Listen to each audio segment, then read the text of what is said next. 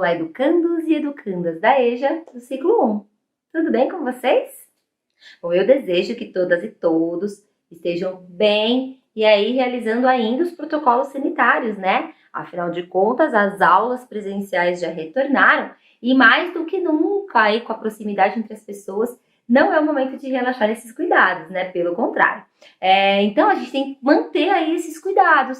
O uso constante da máscara, lavar as mãos com água e sabão. Quando não der para lavar com água e sabão, usar aí o álcool gel. Então, manter os protocolos. No mês de outubro, a gente falou bastante, né, sobre as várias formas de artes e cultura aqui na nossa cidade de Guarulhos, né? Falamos de alguns artistas, de alguns locais. Hoje a gente vai falar um pouco sobre a arte que transforma um espaço e também um pouco sobre a arte crítica. Cada artista tem o seu modo de ver a vida, de ver as relações sociais, né, os problemas que acontecem na comunidade local, né, na cidade, no estado e até no mundo, né? E ao fazer a sua arte, consequentemente, ele expressa suas ideias, seus pensamentos e uma crítica aos acontecimentos cotidianos, que de alguma maneira interfere na nossa vida.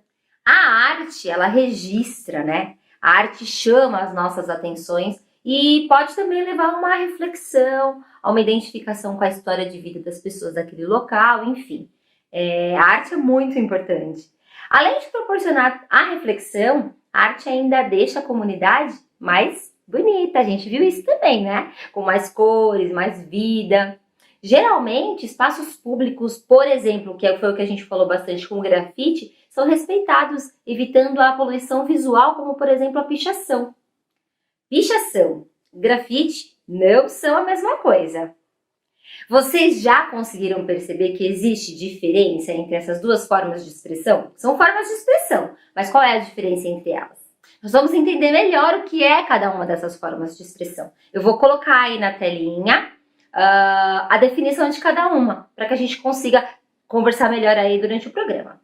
A pichação é considerada essencialmente agressiva e desprovida de valores artísticos.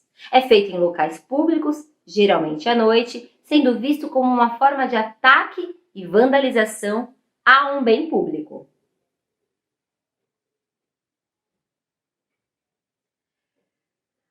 O grafite tem certo valor estético no mundo contemporâneo, no mundo atual. E como explicado na lei, ele é autorizado quando há o consentimento do proprietário de um bem privado ou do órgão público.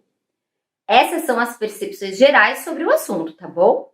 Quando a gente fala que o grafite tem um certo valor estético, é o mesmo que dizermos, então, que é uma forma de expressão artística respeitada pela maioria das pessoas e até mesmo é motivado, né, pelo poder público aí.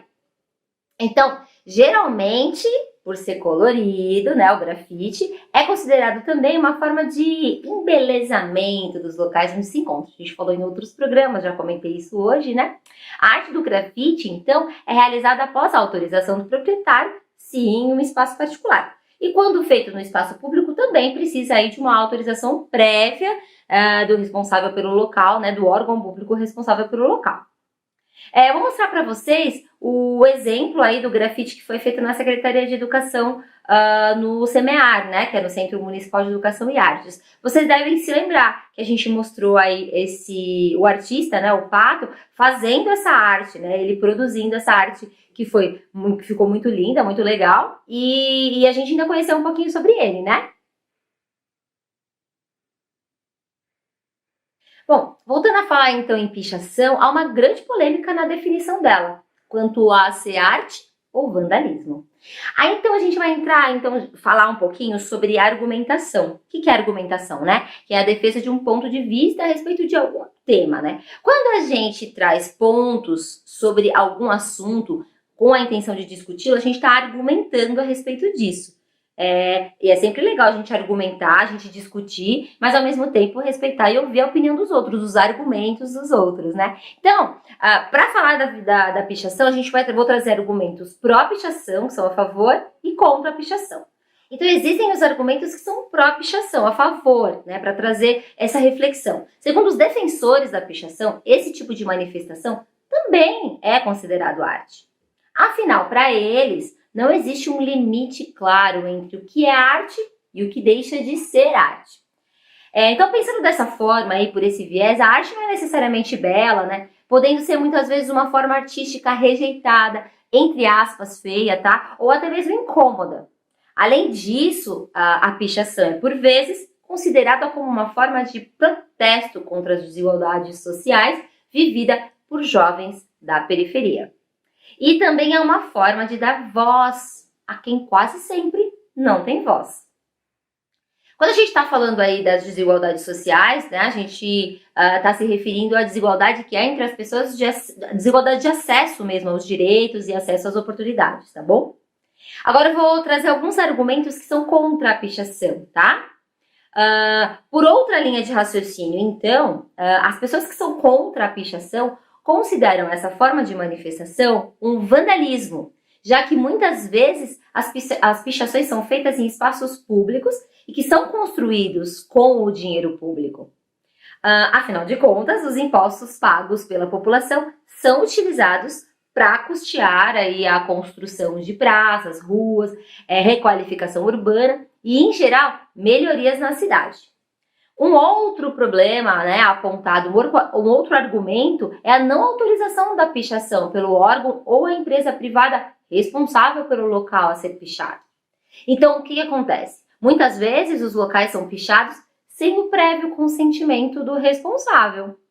A falta de respeito aí ao direito individual de quem passa pelas paredes e monumentos também é apontada como um dos argumentos contra, seja por motivos estéticos, pessoais ou simplesmente por trazer uma mensagem muito agressiva ou desrespeitosa aos direitos humanos.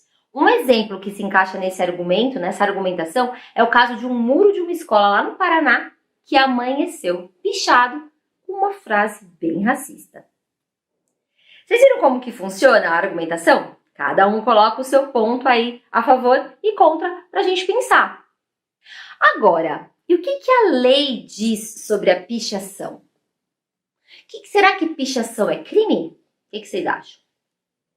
Bom, segundo a Lei 9.605 de 98, no artigo 65, as pichações fazem parte dos crimes contra ordenamento urbano, patrimônio cultural e meio ambiente.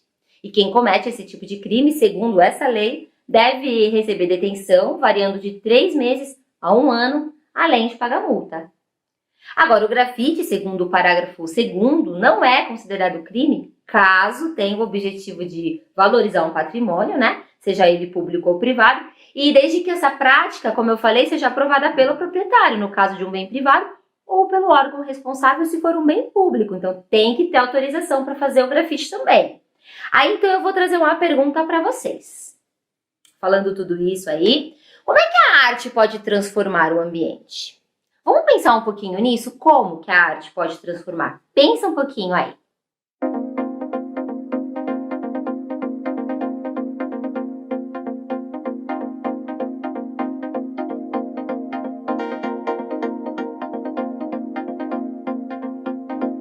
Pensaram? Bom, uma coisa é certa, a arte sempre transforma o ambiente e causa sensações às pessoas frequentadoras desse ambiente, né? Pode trazer vários benefícios ao desenvolvimento psicológico, às relações com os outros indivíduos e ao próprio bem-estar, né? Então, consequentemente, à sua saúde. Olha aí, essa pode ser uma boa ideia para você fazer um curta-metragem. Lembra que a gente estava falando sobre fazer o curta? A gente já está falando, né, da produção do curta há alguns meses. E a gente quer ver vocês participando. Tem vários temas aí que a gente abordou nos nossos programas. Esse é um bom tema, então pode aproveitar essa dica. Agora, comece observando aí a sua escola, o seu bairro, se tem arte nesses espaços. A gente também já sugeriu essa prática, né? Como era antes e como era depois que a arte apareceu, né? Como é que foi o processo de transformação? Quem participou desse processo de transformação nesse espaço que você encontrou aí na sua escola ou no seu bairro, né? O próximo a você.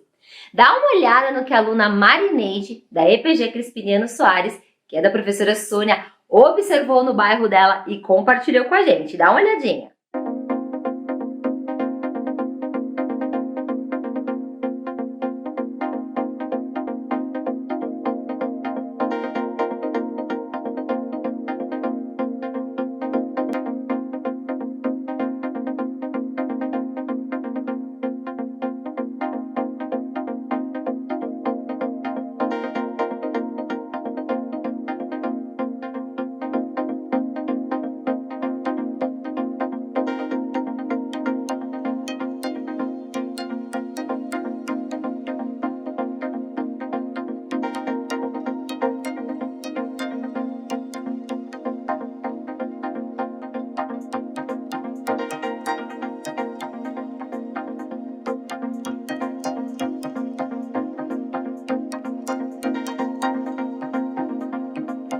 Bem legal, né? Bom, obrigada aí pelo envio das imagens do vídeo, ficou bem legal. Bom, além de transformar o ambiente, a arte também pode proporcionar transformações pessoais. É isso mesmo. Eu vou listar para vocês algumas delas e vocês podem pensar em outras também, tá bom? Ó, vou colocar escritinho aí, por exemplo, transformações pessoais pode trazer alívio, sensibilidade, acalento, felicidade, reflexão, calma. E a arte pode ainda ocasionar várias outras transformações, como eu falei para vocês. Eu listei algumas, mas vocês também devem ter pensado em alguma. Então pense em que transformação que a arte pode trazer para você, né? Onde que está essa arte? Você pode começar analisando aí os espaços mais próximos, como eu comentei agora há pouquinho, né? Vamos fazer então a nossa proposta de atividade que está totalmente relacionada a isso, né? Que é só um pontinho de partida aí para você tornar-se mais observador e colocar-se em ação, né? Colocar em prática. Então vamos lá. Identifique em sua escola ou no seu bairro um espaço que foi transformado. Procure conversar com as pessoas responsáveis por esse espaço e descubra como é que foi feito, né? Essa transformação, como é que foi esse processo de transformação. Represente o espaço escolhido através de desenho, fotografia ou filmagem.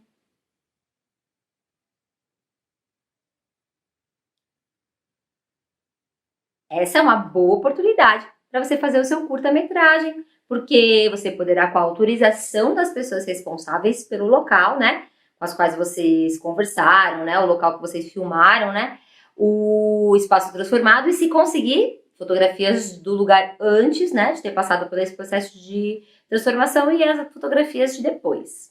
Não deixe de compartilhar através da escrita, de áudio ou de vídeo. Se preferir, solicite ajuda do seu professor, da sua professora, coordenador ou coordenadora da sua escola, para realizar o envio através do e-mail ejaguarulhos.doep@gmail.com.